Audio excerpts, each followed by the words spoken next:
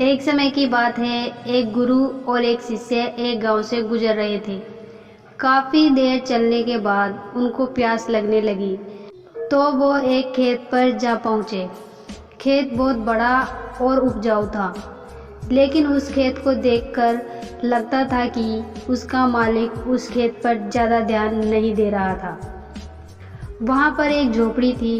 उन दोनों ने झोपड़ी के दरवाजे को खटखटाया, तो अंदर से एक आदमी निकला और साथ ही उसकी पत्नी और बच्चे भी बाहर निकले थे। सभी ने फटे पुराने कपड़े पहने हुए थे।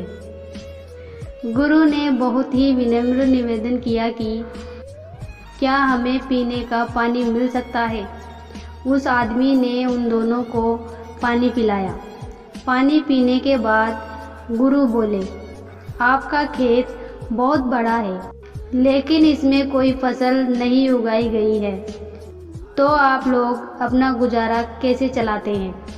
आदमी बोला, गुरुजी, हमारे पास एक भैंस है जो बहुत सारा दूध देती है और उसमें से कुछ दूध बेचकर हम गुजारा कर लेते हैं और बाकी बचे दूध का हम सेवन करके गुजारा कर लेते हैं।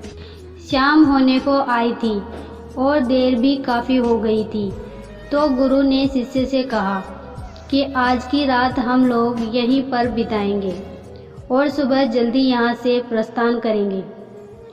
गुरु ने उस परिवार से वहाँ रुकने की अनुमति मांगी और वो दोनों वहीं रुक गए।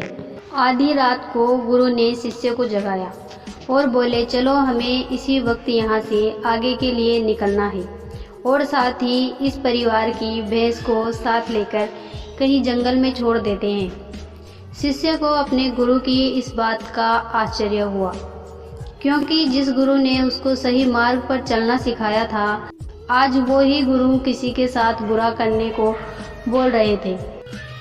लेकिन क्या करे, गुरु आखिर गुरु थे, इसलिए वह गुरु की बातों से सहमत हो गया।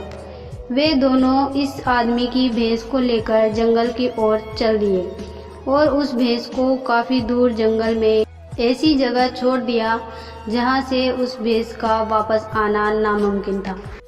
इस घटना के बाद शिष्य का मन बेचैन सा रहने लगा और लगभग 10-11 वर्ष बाद जब वह बड़ा गुरु बन गया, तो उसने सोचा क्यों ना उस आदमी से मिला जाए और उसकी कुछ आर्थिक मदद की जाए, जिससे कि उस दिन की गई गलती को सुधारा जा सके।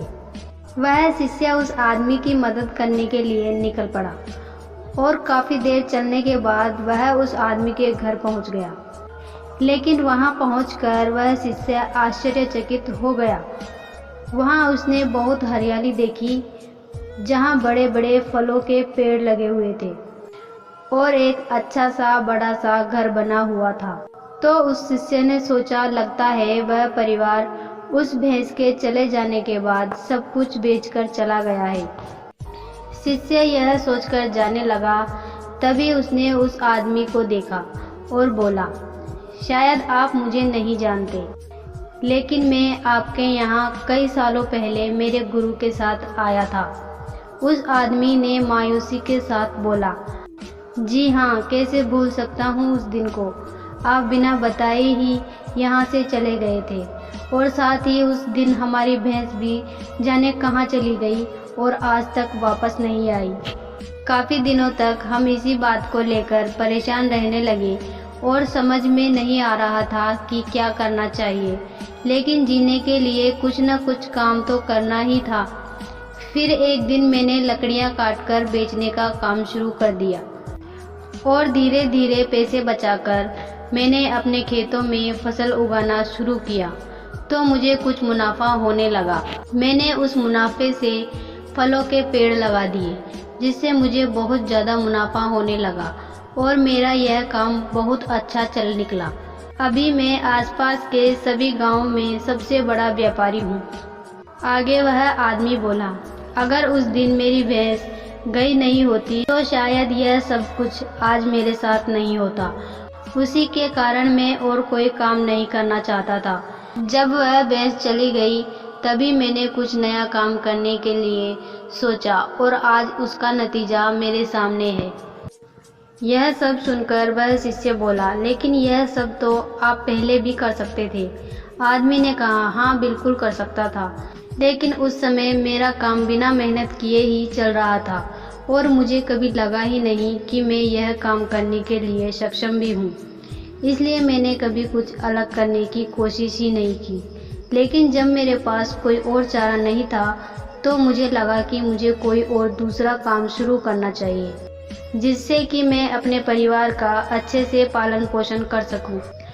तब मैंने अपने मन में ठान लिया कि अब तो कुछ करना ही है और जो भी करूँगा पूरी मेहनत और ईमानदारी के साथ करूँगा।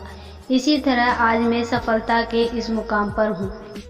दोस्तों, कहीं आपकी ज़िंदगी में भी इस भैंस की तरह कोई रुकावट तो नहीं है जो आपको एक अच्छी ज़िंदगी जीने से रोक रही है। अगर आपको ऐसा लगता है तो आगे बढ़ने की हिम्मत करिए और कुछ अलग करके दुनिया को दिखाइए, क्योंकि हर किसी में कोई ना कोई हुनर जरूर छिपा होता है।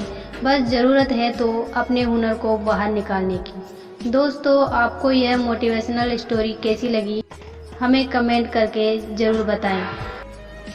अगर आप इस कहानी से कुछ सीख लेते हैं तो इस कहानी को लाइक, सब्सक्राइब और सोशल मीडिया पर अपने दोस्तों के साथ शेयर ज़रूर करें। धन्यवाद।